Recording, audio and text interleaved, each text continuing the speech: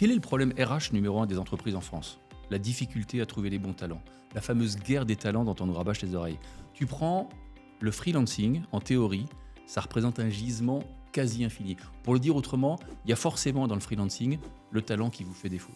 Ça, c'est le premier point. Mais le deuxième point, tu regardes quel est le quotidien d'une direction marketing, direction digitale. Ça change tous les jours. Tu as un projet qui rentre, tu en as un autre qui est ajourné, tu as congé mat, une démission surprise.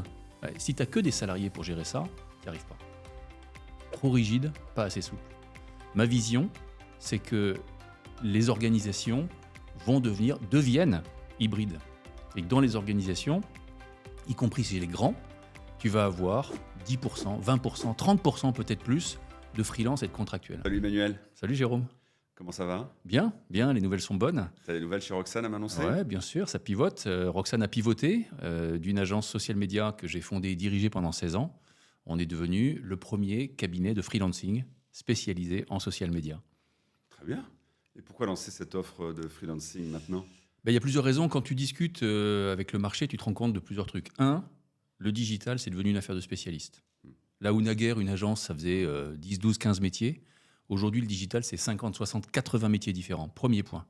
Deuxième point, les donneurs d'ordre, ils veulent bosser avec des gens qui connaissent leur secteur d'activité. Dans le luxe, dans l'automobile, dans la santé, dans les spiritueux, c'est des codes culturels, c'est des langages, c'est des lois particulières. On n'a plus le temps de rabâcher, d'intégrer, d'expliquer. Tu prends déjà ces deux premiers points, Jérôme. Compétences métiers, expertise sectorielle, compliqué pour une agence. Parce que tu as les équipes que tu as et tu les places, parfois au chausse-pied.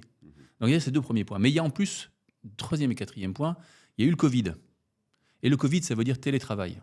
Et le télétravail, ça veut dire possibilité de bosser avec des experts qui sont loin de chez toi, à Montpellier, à Dublin, à Lisbonne. Tu n'es plus obligé de bosser avec des gens qui sont à 20 km à la ronde.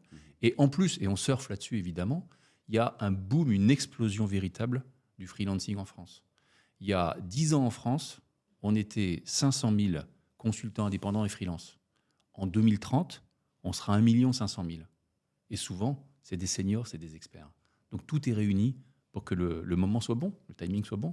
Ça me semble être bon. Ouais. Mais alors, c'est donné macro tout ça? Et en quoi ça concerne tes clients précisément? Justement, quel est le problème RH numéro 1 des entreprises en France? La difficulté à trouver les bons talents. La fameuse guerre des talents dont on nous rabâche les oreilles. Tu prends le freelancing, en théorie, ça représente un gisement quasi infini. Pour le dire autrement, il y a forcément dans le freelancing le talent qui vous fait défaut. Ça, c'est le premier point. Mais le deuxième point, tu regardes quel est le quotidien d'une direction marketing, direction digitale. Ça change tous les jours. Tu as un projet qui rentre, tu en as un autre qui est ajourné, tu as congé mat, une démission surprise. Ouais, si tu n'as que des salariés pour gérer ça, tu n'y arrives pas. Trop rigide, pas assez souple. Ma vision, c'est que les organisations deviennent hybrides. Et que dans les organisations, y compris chez les grands, tu vas avoir 10%, 20%, 30% peut-être plus de freelance et de contractuels. Et ça va te conférer de la souplesse et de l'adaptabilité. Donc ça, c'est assez cool. Et puis, il y a un troisième truc quand même qui est important, et je peux en parler en connaissance de cause, c'est que le rapport que tu as avec le freelance, c'est un rapport commercial. L'engagement n'est pas du tout le même qu'avec les équipes que tu peux avoir. Et pour avoir utilisé les deux systèmes, je peux en parler. C'est très juste, Ouais. une offre hyper pointue. Mais dis-moi, alors tu te lances maintenant, tu pivotes, tu fais ton pivot maintenant, mais le marché, il n'est pas trop encombré. Il y a déjà des plateformes, il y a déjà des agences de recrutement spécialisées. Comment ça se passe? Quelle est ta différenciation par rapport à cet environnement concurrentiel qui est assez fort quand même? On sent que tu es marketeur. Hein. Écoute, je suis là pour ça. Hein. On sent que tu connais le sujet. Il y a plusieurs choses. D'abord, on a fait le choix d'être des spécialistes du social media. Ça veut dire qu'on connaît évidemment très bien tous les grands réseaux sociaux comme les petits, les formats publicitaires, les formats créatifs. Ça peut être bien sûr du YouTube, du Meta, du TikTok, mais aussi du Twitch ou du Reddit. On a évidemment tous les grands métiers à bord, du conseil, de la prod, de la créa ou de la performance publicitaire. Mais on a également les métiers qui sont un peu moins connus. Social listening, veille et prévention de crise, corporate social media, marque employeur, brand advocacy. Tu sais, on a pratiqué ce métier pendant 16 ans. On a eu 100 clients, on a fait 300 campagnes. J'ai bossé avec 150 freelances. Aujourd'hui, mon pool, c'est 400 freelances. Eh bien, sur ces 400 freelances, il y a 150 avec qui j'ai déjà bossé. Quand j'ai déjà un client au téléphone, souvent, je sais déjà quel mec je vais lui placer. Donc ça, c'est intéressant, ça va très très vite.